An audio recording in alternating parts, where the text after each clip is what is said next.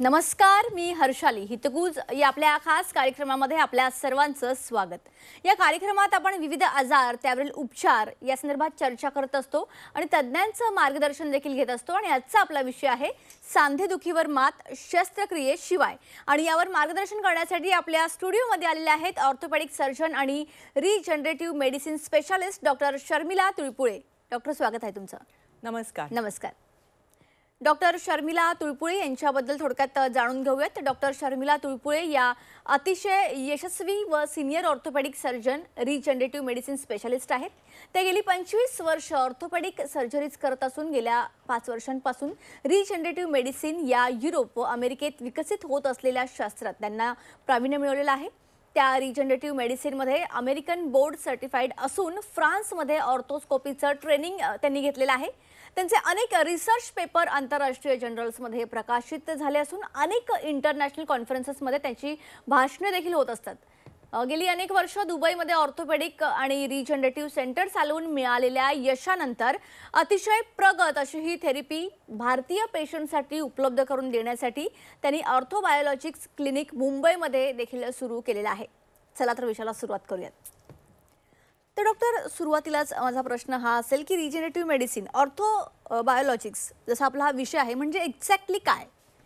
Regenerative medicine म्हणजे मराठीत सांगायचं झालं तर पुनर्निर्माण. म्हणजे थोडक्यात ज्या आपल्या शरीरात कुठल्याही अवयवाची किंवा स्नायूंची, हाडांची किंवा जॉईंटची, कार्टिलेजची जी झीज होते त्याला आपण डिजनरेशन असं म्हणतो. ती वयानुसार होऊ शकते किंवा कुठल्या इंजुरीमुळे सुद्धा होऊ शकते. काही इजा झाली असेल तरी होऊ शकते. आणि त्या इंजुरी किंवा त्या डिजनरेशनचं रिजनरेशनमध्ये कन्व्हर्जन करणं हे म्हणजे रिजनरेटिव्ह थेरपी हे सायन्स त्याच्यात येतं. जेव्हा आपण ही रिजनरेटिव्ह थेरपी ऑर्थोपेडिक प्रॉब्लेम्ससाठी वापरतो, म्हणजे स्नायू किंवा सांधे यांच्या पुनर्निर्माणासाठी वापरतो, तेव्हा त्याला ऑर्थोबायोलॉजिक्स असं म्हणतात. म्हणजे थोडक्यात biological treatment of orthopaedic problems म्हणजे ऑर्थोबायोलॉजिक्स. ही अतिशय प्रगत अशी ब्रांच आहे आणि ही खूप आता नुकतीच सुरू झालेली आहे. एक 15-20 वर्षापासून अमेरिका, युरोप या वेस्टर्न कंट्रीजमध्ये याचा भरपूर प्रसार होतो आहे आणि याचे रिझल्ट्स अतिशय चांगले आहेत. यात मुख्य म्हणजे आपल्याच शरीरातले हीलिंग फॅक्टर्स किंवा ग्रोथ फॅक्टर्स, म्हणजे आपल्याच शरीरातले असे घटक आपण काढून त्याचे प्रोसेसिंग करून त्याच्यासाठी त्यानुसार ती ट्रीटमेंट केल्या जाते. त्या वापरून ते ट्रीटमेंट केल्या जाते आणि त्यामुळे ह्यात साईड इफेक्ट्स किंवा ट्रीटमेंट बिघडणं हा प्रकार होत नाही आणि ते ह्याचं मोठं यश आहे. जसं सगळ्यात कॉमन जी गोष्ट हे ऑस्टिओआर्थरायटिस किंवा गुडघ्याचा संधिवात, त्यात आपण बघतो की सुरुवातीला आपण ट्रीटमेंट्स देतो जे कॉन्झर्वेटिव्ह असतात, ज्याच्यात पेन किलर्स किंवा कार्टिलेज सप्लिमेंट्स, कुठे नी कॅप, थोडं फिजिओथेरपी अशा पद्धतीने उपचार होतात. कधी स्टिरॉइडची इंजेक्शन्स दिली जातात, जी आम्ही आता आपल्याला कळलेलं आहे की त्यात धोका जास्त असतो, त्यांनी कार्टिलेज डॅमेज होतं, रिजनरेट होत नाही. आणि त्यानंतर जर पेशंटला ह्या सर्व ट्रीटमेंटचा काहीच फायदा झाला नाही तर आपल्याकडे कुठलेच उपचार नसतात आणि डायरेक्टली टोटल नी रिप्लेसमेंट किंवा पूर्णपणे सर्जरीचा उपचार सांगितला जातो.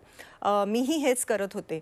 आणि रिजनरेटिव्ह थेरपीजनी ही जी ट्रीटमेंट गॅप आहे, जी अगदी कॉन्झर्वेटिव्ह ट्रीटमेंट म्हणजे पेन किलर्स आणि फिजिओथेरपी आणि त्यानंतर मोठी सर्जरी, ह्यामधली जी ट्रीटमेंट गॅप आहे त्यात आपण हे कार्टिलेज डॅमेज जे झालेलं आहे ते रिव्हर्स करू शकतो का आणि ते रिजनरेट करू शकतो का, ह्या रिजनरेटिव्ह ट्रीटमेंट्सनी ते पॉसिबल झालेलं आहे. आणि त्यामुळे मला असं वाटलं की आपण भारतात हे सेंटर चालू करावं आणि आम्ही गेल्या 2 वर्षापासून मुंबईमध्ये हे सेंटर चालू केलेलं आहे. ओके. डॉक्टर शर्मिला, तुम्ही ऑर्थोपेडिक सर्जन असून या फील्डकडे तुम्ही कशा प्रकारे वळलात? हे अतिशय इंटरेस्टिंग स्टोरी आहे ॲक्च्युली.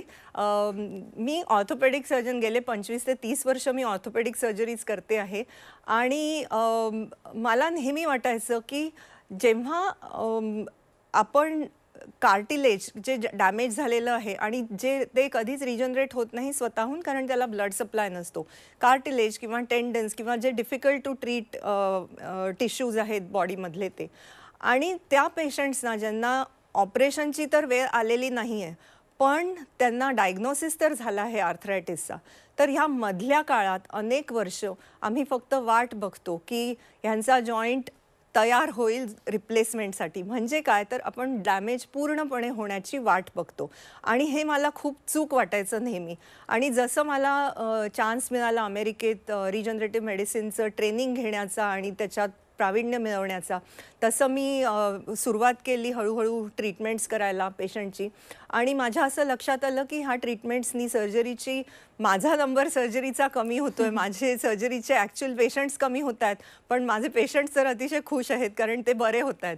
आणि ते हळूहळू लक्षात आलं की ह्याचा अतिशय चांगला उपयोग होतो आहे, याचे रिझल्ट्स खूपच चांगले आहेत आणि ते शॉर्ट टर्म नसून चांगले लाँग टर्म आहेत. आणि म्हणून मग मी हळूहळू रिजनरेटिव्ह मेडिसिनकडे कॉन्सन्ट्रेट करण्याचा डिसिजन घेतलं.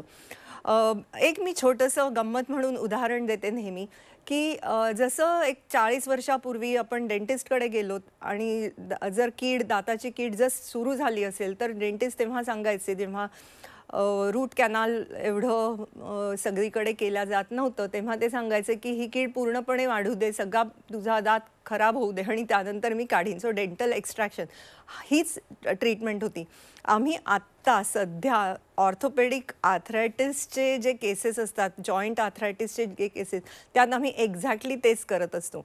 आम्ही डायग्नोज करतो की ओके, तुम्हाला आर्थरायटिस झाला आहे, ही सुरुवात आहे, काहीतरी थोडे थातुरमातुर उपचार देतो आणि त्यानंतर आपण वाट बघूया की हे किती खराब होतं आणि कधी खराब होतं, तेव्हा आपण तुमचं रिप्लेसमेंट करूया. रिजनरेटिव्ह थेरपी हे इथे कुठेतरी ते जे डॅमेज होतं आहे, जे डिजनरेशन होतं आहे, त्याला ब्रेक मारायला खूप उपयोगी पडतं. आणि नुसतंच ब्रेक नाही, तर पूर्णपणे रिव्हर्सल ऑफ डिजनरेशन त्यांनी होऊ शकतं. ओके डॉक्टर, आपण हे एक्झॅक्टली कोणत्या रोगामध्ये, कोणत्या आजारांमध्ये वापरू शकतो? रिजनरेटिव्ह ट्रीटमेंट्स किंवा थेरपी ही खूप ब्रॉड स्पेशालिटी आहे. हे फक्त ऑर्थोपेडिक्समध्येच नाही, तर डिजनरेटिव्ह न्यूरो डिजनरेटिव्ह डिसऑर्डर्स आम्ही ज्याला म्हणतो, ज्याच्यात अल्झायमर्स वगैरे सारखे रोग येतात, त्या सगळ्यांमध्ये आता ह्याचा उपयोग होतो आहे. कार्डिओलॉजीमध्ये ह्यात खूप मोठं रिसर्च चालू आहे आणि कार्डिओलॉजीमध्ये सुद्धा याचा उपयोग करणं सुरू होतं आहे. डायबेटीससारखे रोग, ज्याच्यात पॅनक्रियाजच्या सेल्सचं डिजनरेशन असतं किंवा डिस्फंक्शन असतं, त्यात सुद्धा ह्याचे प्रयोग आणि अतिशय सक्सेसफुली होतात आहेत. रिजनरेटिव्ह थेरपी ही कॅन्सरमध्ये सुद्धा आता वापरल्या जाते, ज्याला आता अगदी लेटेस्ट कार्टी थेरपी जी आलेली आहे ती रिजनरेटिव्ह थेरपीचाच एक भाग आहे. यात जीन थेरपीजसुद्धा येतात. त्यामुळे आम्ही ॲक्च्युअली रिजनरेटिव्ह थेरपीजला थेरपीज ऑफ फ्युचर असं म्हणतो, की आता ह्याच्या पुढचे जे ट्रीटमेंट्स असणार आहेत ते based on regenerative therapies, genes आणि मेनली बायोलॉजिक्स आणि सेल बेस्ड हे थेरपीज असणार आहेत. ऑर्थोपेडिक्समध्ये म्हणायचं तर आपल्याला ह्यात 2 किंवा 3 क्लासिफाय करता येईल. एक म्हणजे डिजनरेटिव्ह डिसऑर्डर्समध्ये आपण वापरतो, त्यात सगळ्यात कॉमन जे आहे तो नी आर्थरायटिस म्हणजे गुडघ्याचा संधिवात.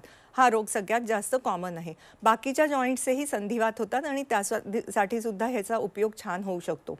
दुसरं डिस्क डिजनरेशन म्हणजे स्पाईन किंवा जी पाठदुखी, लोअर बॅक पेन किंवा पाठदुखी असते, जी डिस्क्समुळे होते, जी डिजनरेटिव्ह डिस्कमुळे होते, आणि लंबर कॅनाल स्टेनोसिस, ज्यात जे नसा आपल्या स्पाईनमधून जातात त्या टाईट होतात कारण तिथली स्पेस खूप कमी होत जाते. ह्या सगळ्यांमध्ये आम्हाला याचे अतिशय चांगले रिझल्ट्स मिळतात आहेत.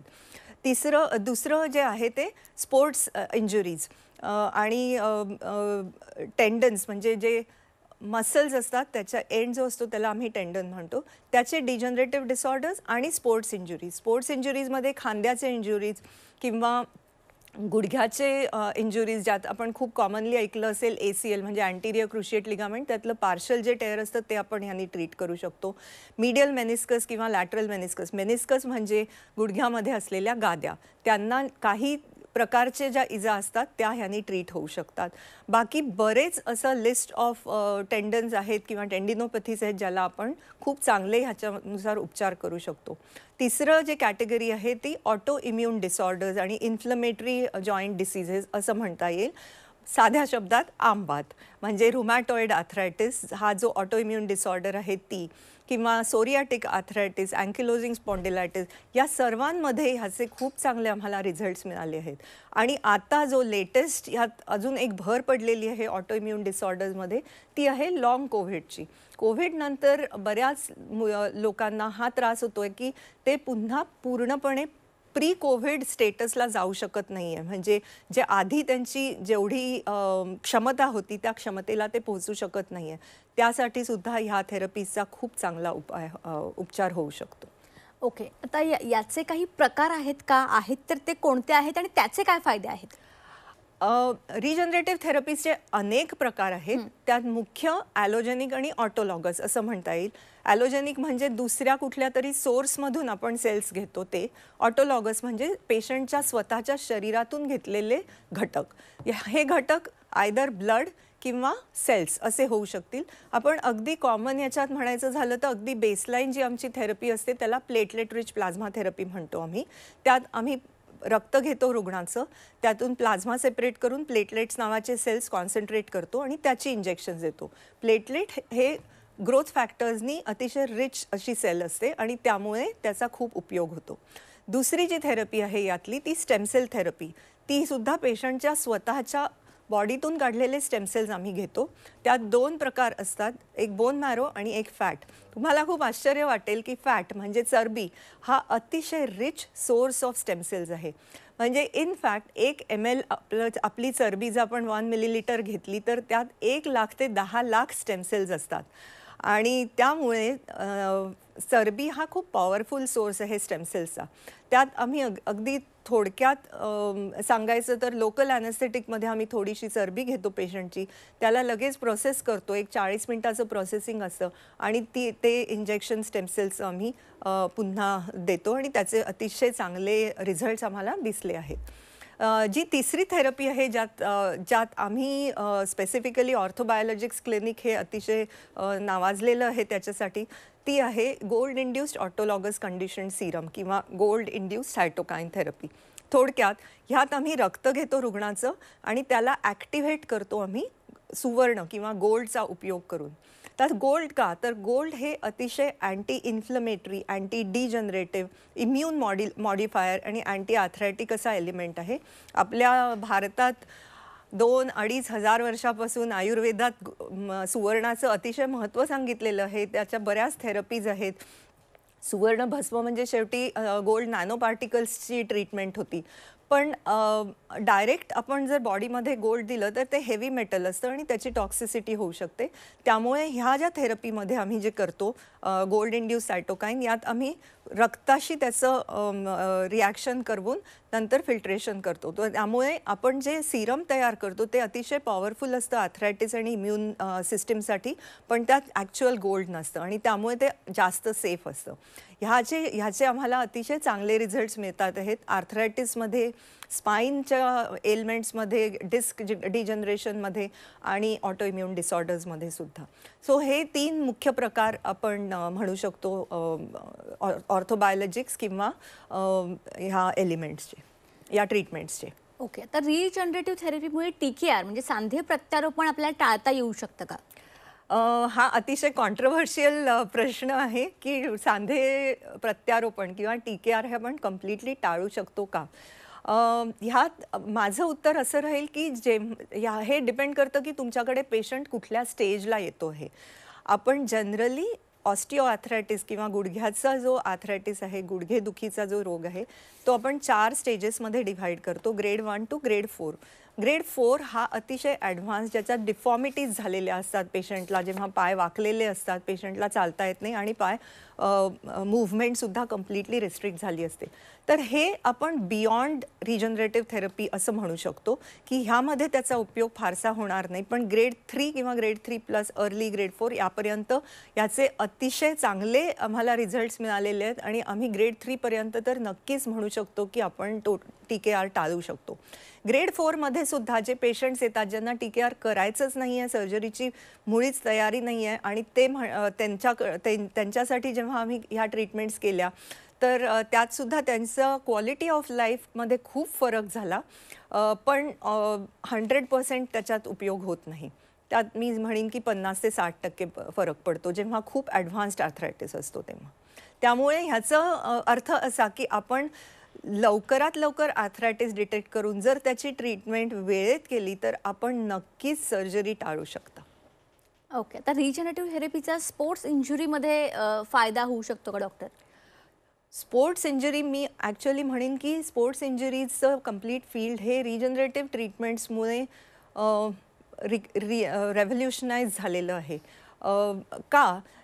तुम्हाला ऐकून गंमत वाटेल तर आत्ताचे टॉपचे जे जगातले ॲथलीट्स आहेत, वर्ल्ड टॉप लेव्हल ॲथलीट्स किंवा स्पोर्ट्स पीपल, त्या प्रत्येकाने कधी ना कधीतरी ही रिजनरेटिव्ह थेरपी केलेली आहे त्यांच्या स्पोर्ट्स इंजुरीज भरून यायला.